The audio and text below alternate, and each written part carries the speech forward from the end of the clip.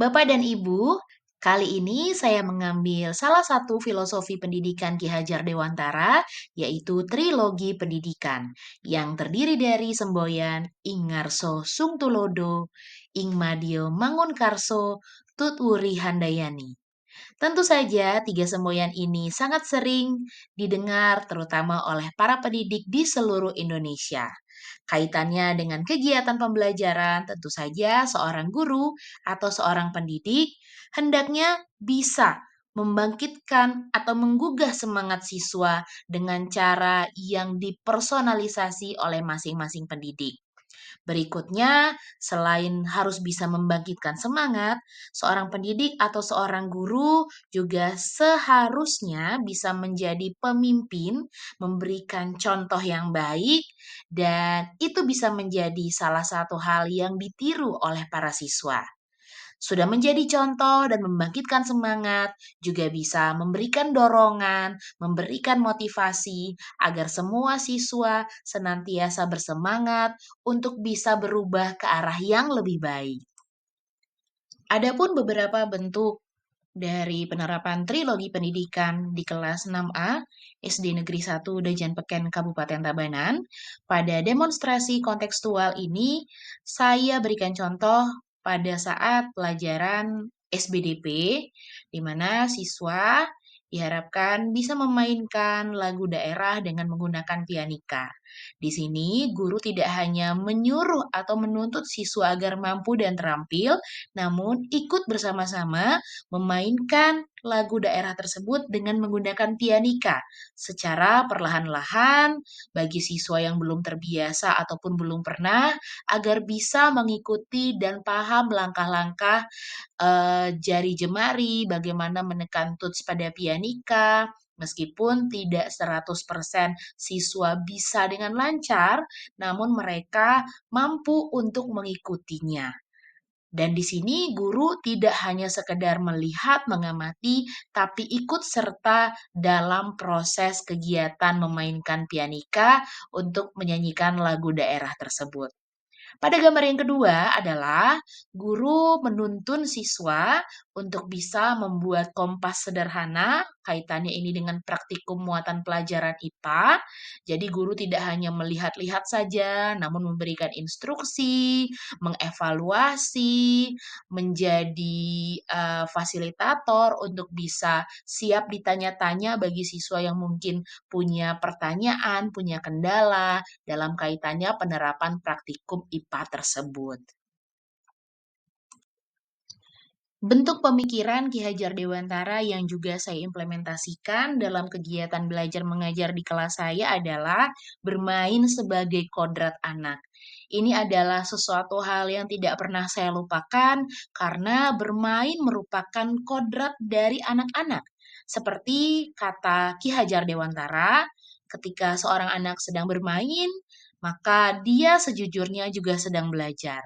Dan sebaliknya juga, ketika seorang anak sedang belajar, sebaiknya guru harus bisa mengondisikan situasi pembelajaran agar mereka merasa seperti bermain.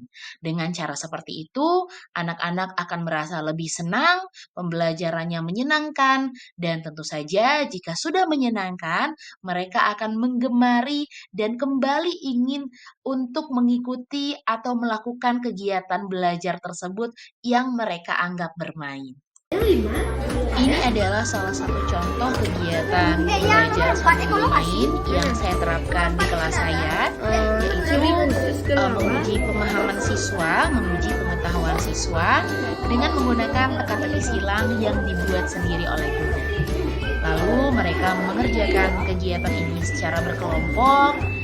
Dengan kegiatan teka-teki silang ini, siswa merasa ini adalah sesuatu yang menantang, namun juga menyenangkan karena bukan hanya lembaran soal yang berisi deretan pertanyaan yang sangat panjang dan memusingkan yang mereka hadapi, namun kotak-kotak yang perlu mereka isi, perlu mereka susun kata-katanya agar pas, agar sesuai dengan hubungan dengan kata-kata lainnya. Tentu saja ini adalah bentuk penerapan bermain sebagai potret anak yang diintegrasikan dalam pembelajaran yang saya lakukan di kelas 6A SD Negeri 1 Dajan Dekat. Dalam penerapan pemikiran Ki Hajar Dewantara di kelas saya pada khususnya dan di sekolah saya pada umumnya, tentu saja ada tantangan yang dihadapi oleh guru. Tantangan yang pertama adalah banyaknya jumlah siswa dalam satu kelas. Tantangan yang kedua adalah beragam kebutuhan belajar yang dimiliki siswa. Dan tantangan yang ketiga adalah waktu yang kadang-kadang kurang maksimal untuk mengimplementasikan banyak inovasi-inovasi pembelajaran di dalam kelas. Lalu, bagaimana solusi yang bisa diterapkan untuk mengatasi tantangan tersebut? Pertama, saya senantiasa berusaha untuk memetakan kebutuhan siswa dengan cara melakukan kegiatan refleksi, melakukan asesmen diagnostik, untuk bisa mencari tahu apa yang diperlukan siswa dan bagaimana saja upaya-upaya yang bisa dilakukan, dibantu oleh guru, dituntun oleh guru agar siswa mencapai tujuannya. Dalam hal ini, perlu adanya kerjasama antara guru dan siswa, perlu adanya komunikasi yang berkesinambungan, bukan hanya dengan siswa, tetapi juga kepada orang tua siswa selaku mereka yang membimbing murid-murid ketika berada di rumah. Sehingga ide-ide yang dimiliki oleh guru bisa secara kontinu terjalankan, baik itu ketika pembelajaran di sekolah maupun ketika siswa sudah tidak berada di sekolah, ketika siswa sudah berada dalam pendampingan orang tuanya di rumah masing-masing. Dengan demikian, pemikiran Ki Hajar Dewantara bisa diterapkan secara berkesinambungan, baik itu di sekolah dengan guru maupun di rumah dengan orang tua siswa. Sehingga itu bisa membentuk kebiasaan yang baik, membentuk perilaku yang senantiasa berubah agar siswa bisa tetap memiliki budi pekerti dan karakter yang bagus sesuai dengan nilai-nilai profil pelajar Pancasila.